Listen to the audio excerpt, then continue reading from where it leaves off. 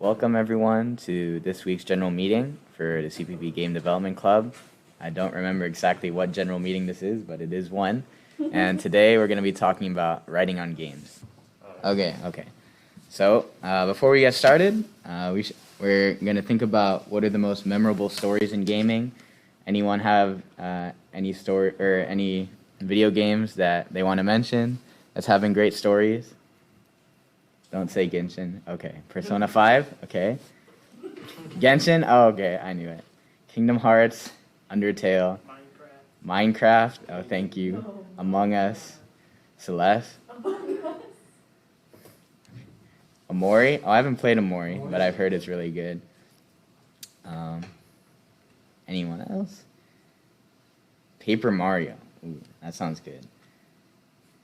To the Moon. Final Fantasy 1 through 9. Is something wrong with 10 through 15? Okay. 15. Okay, we can talk about this later. Okay. Here are some of the examples that I thought of when I was thinking of most memorable game stories. These are like the really popular ones. Dragon Age Inquisition. I put that because my cousin wanted me to put it, but Dragon Age is known for its stories. And then of course we have the OG RPGs, Final Fantasy VII, Chrono Trigger, and then Red Dead Redemption. Of course, Lego Star Wars. Oh, Lego Star Wars goes ham. We also have some other stories. These are more story-driven games like The Last of Us, The Walking Dead, Undertale, Persona 5, Metal Gear Solid. These were all innovators in storytelling when they came out. And you can see Fire Emblems, which we will not mention again. Okay. So we're going to be focusing on how video game storytelling is unique to its medium and how we can best use its features to tell a story in our games. So video games provide the most immersive form of storytelling versus other media such as books and film. And video games can contain traditional ways of storytelling, such as cutscenes, which is similar to like film. But on top of that, they also possess unique methods of storytelling that involve players participating through the story. And a great quote that I found is that in film, the viewers are passive, while in games, the players have agency. So in film, the players experience everything based on how the director designed it. But players have the agency to experience the story in their own way. Yep. So this is a quote I found from a really good article. I can link it later. This is a really good mindset to get in when thinking about game writing. The quote is, "Game writing is a type of storytelling where the reader is a player. Everything about the game, like the environment, the characters, the rules, and the gameplay, can be opportunities to tell the story."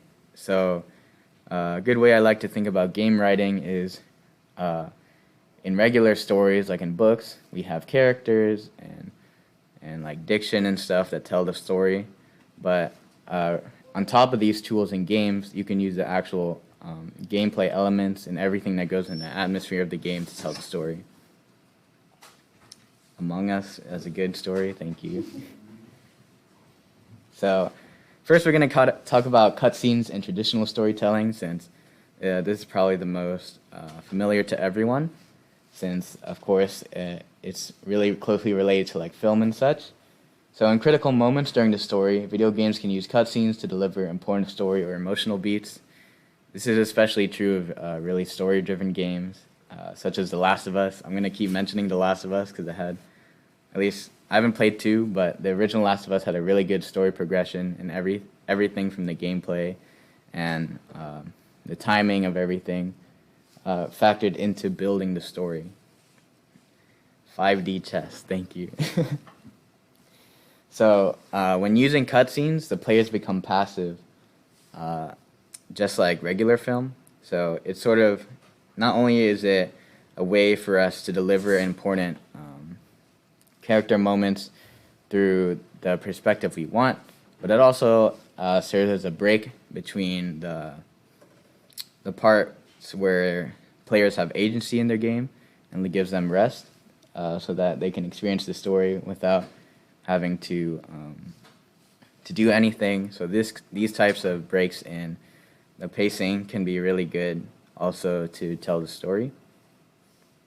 Okay, I don't know what's going on in the comments.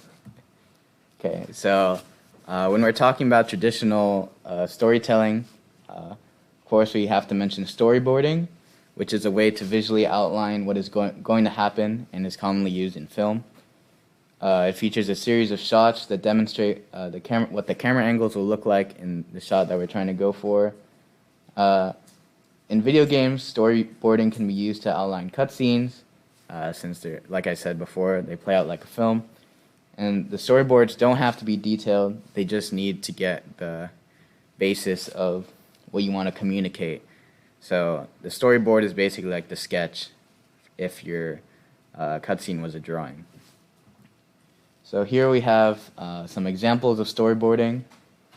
Sam actually came up with this example.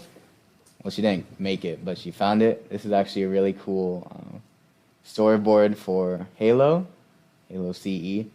And you can see that it's not very detailed, but it captures the most important things of the shot, such as the perspective, the angle, the flow of the motion. So you could see arrows that direct where the motion is going to be. And you can see movement arrows as well. So it can be something really simple, but it's really good for planning what you want to tell. Since cutscenes should be are most important for telling the story, of course. So you want to get that part of the cutscene right.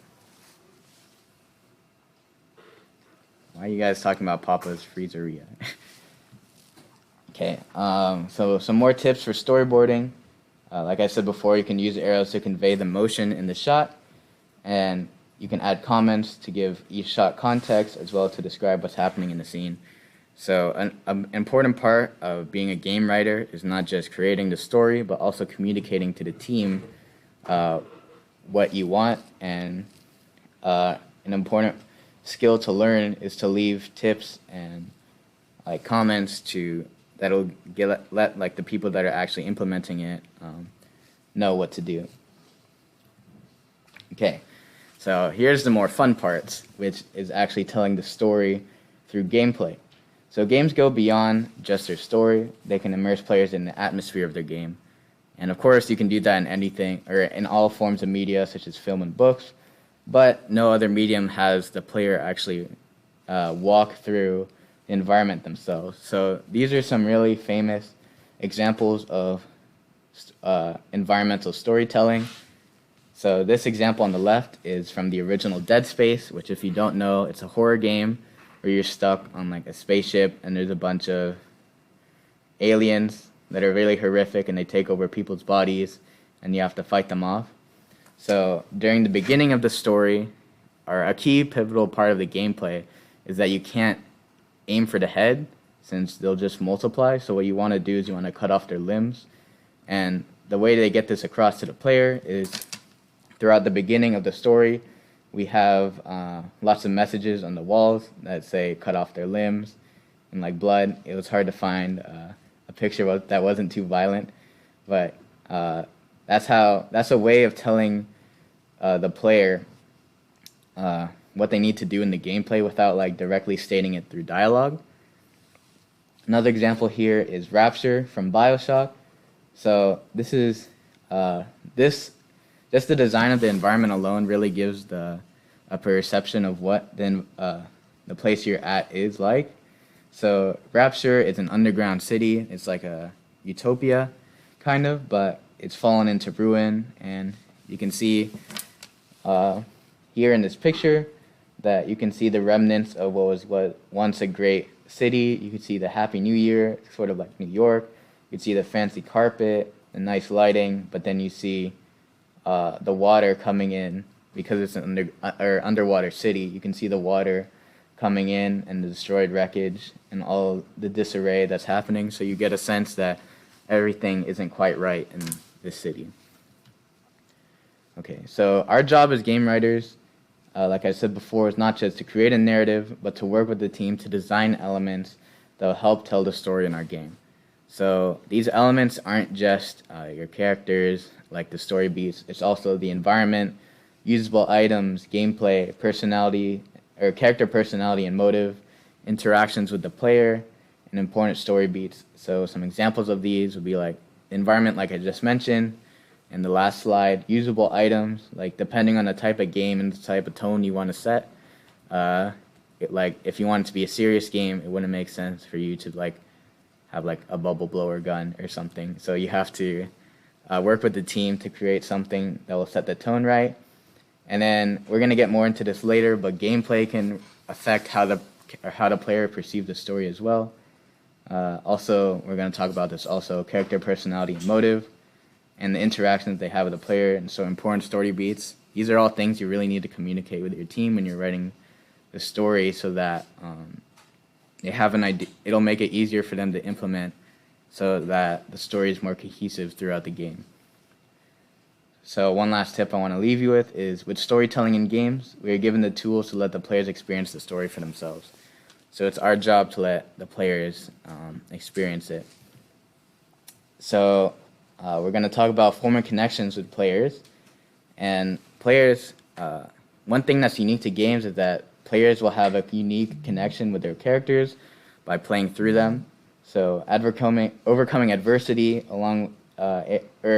as your character and also alongside AI companions can deepen your bond with both the character and the companions.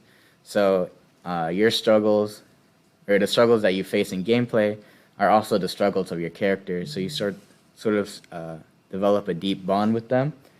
And going into developing bonds with your AI companions, these are my two most notable examples. We have Kratos and Atreus, and we have Joel and Ellie. So these two are like kids that you have to look after for the entire game. And they're not just like someone you have to take care of, like the girl from Resident Evil 4. I don't remember her name. But they're actually characters that can help you. Like Ellie will give you health packs or throw bricks at enemies, and Atreus will like shoot arrows at enemies. So getting the AI companion to help you can help deepen the bond between you and the companion, which is just as important for telling the story. Indeed. Boy and Ellie, yes, that's them. One last thing I want to talk about is the type of character that you're playing can affect how the character plays and the relationship with the story. Again, I'm going to use Last of Us as an example. So this is sort of taken from the beginning of Last of Us. So The Last of Us is an apocalyptic game where you play in like a zombie apocalypse. And at the beginning of the game, you play through the beginning of the outbreak. And rather than playing the main character, who is Joel, the dad, you actually played through the beginning of the game as Sarah, his daughter, which was designed to like make the players feel more uneasy about the entire thing and feel helpless in the face of the outbreak. And this is a quote from Neil Druckmann, who is the director of The Last of Us. He said, "People are just more scared playing a kid than they are a capable adult."